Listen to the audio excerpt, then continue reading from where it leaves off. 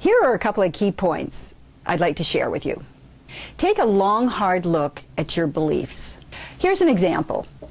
I worked in IT for over 22 years and worked for a number of software development companies. And I set these unrealistic expectations and high standards for myself that for me to be really effective when I started with them, that I had to know everything almost immediately. And so I would study, I would be working at night trying to learn everything, all their software applications, like absolutely everything. And the strange thing is, when I hired people, I would give them about 2 weeks to really get a handle on everything and get familiar before I would even consider giving them a major project. So if I gave them permission to take time to learn, why didn't I do it for myself? This is what are called limiting beliefs. And beliefs are thoughts that we think over and over again until they become a belief. So therefore, our beliefs can change.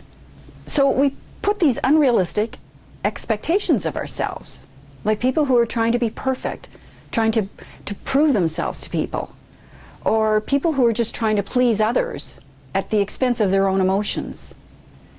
These are limiting beliefs. So ask yourself the question, am I hanging on to beliefs that I learned as a child or a young adult, or even something just recently that isn't serving me, that isn't benefiting me, and is causing me stress? The second key point is your emotional needs. Giving of yourself to others is a wonderful feeling, isn't it? And putting others' needs before your own is very commendable when it's appropriate. And if you're doing those things without any feelings of guilt or obligation, then that's a healthy choice. But if you're not, if you are doing these things, giving of yourself out of obligation or guilt, then that's what drains us. It starts draining our emotional energy. More so if your emotional needs aren't being met anywhere else. And this is where the danger lies.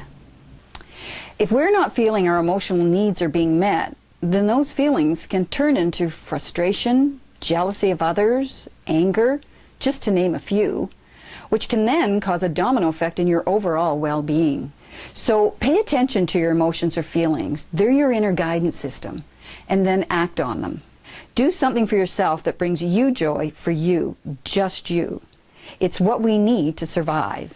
So I ask you, what gives you joy in your life?